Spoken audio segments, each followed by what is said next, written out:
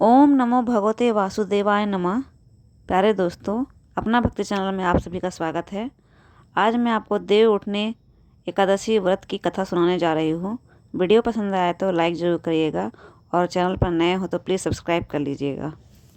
कार्तिक मास की शुक्ल पक्ष की एकादशी को देव उठनी एकादशी कहा जाता है। इसे देवोत्थान एकादशी, देव उठनी, ग्यारस, प्रबोधनी एकादशी आदि नामों से भी जाना जाता है। एक राजा के राज्य में सभी लोग एकादशी का व्रत रखते थे। प्रजा तथा नौकर चाकरों से लेकर पशुओं तक को एकादशी के दिन अन्न नहीं दिया जाता था। एक दिन किसी दूसरे राज्य का एक व्यक्ति राजा के पास आकर बोला, महाराज कृपा करके मुझे नौकरी पर रख ले। तब राजा ने उसके सामने एक शर्त रखी कि ठीक है, रख लेते हैं, किंतु रोज़ तो तुम्हें खाने को सब कुछ मिलेगा, पर एकादशी के दिन अन्न नहीं मिलेगा।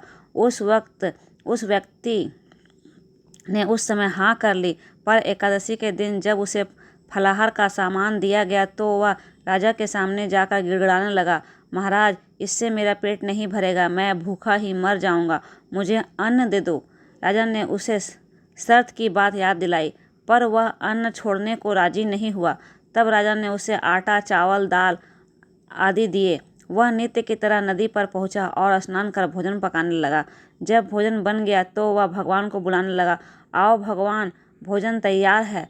15 दिन बाद अगली एकादशी को वह राजा से कहने लगा कि महाराज मुझे दुगुना सामान दीजिए। उस दिन तो मैं भूखा ही रह गया। राजा ने कारण पूछा तो उसने बताया कि हमारे साथ भगवान भी खाना खाते हैं, इसलिए हम दोनों के लिए ये सामान पूरा नहीं होता। बुलाने पर पीताम्बर धारण किए भगवान चतुर्भुज रूप में आ पहुँचे तथा प्रेम से उसके साथ भोजन करने लगे। भोजन आदि करके भगवान अंतर्धान हो गए तथा वह अपने काम पर चला गया। 15 दिन बाद अगली एकादशी को वह राजा से कहने लगा कि महाराज मुझे दुगना सामान दीजिए। उस दिन तो मैं भूखा ही रह गया। राजा ने कारण पूछा तो उसने बताया कि हमारे साथ भगवान भी खाते हैं, इसलिए हम दोनों के लिए ये सामान पूरा नहीं होता। यह सुनकर राजा को बड़ा आश्चर्य हुआ। वह बोला, मैं नहीं मान सकता, भगवान तुम्हारे साथ खाते हैं। मैं तो इतना व्रत रखता हूँ कि पूजा करता हूँ, पर भगवान ने मुझे कभी दर्शन नहीं दिए। राजा की बात सुनकर वह बोला, महाराज यदि विश्वास ना हो तो साथ चलकर देख ले।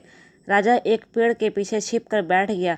उस व्यक्ति ने भोजन बनाया तथा भगवान को शाम तक पुकारता रहा, परंतु भगवान ना आए। अंत में उसने कहा कि हे भगवान, यदि आप नहीं आएंगे तो मैं नदी में कूदकर प्राण त्याग दूंगा। लेकिन भगवान नहीं आए। तब वह प्राण त्यागने के उद्देश्य से नदी की तरफ बढ़ा।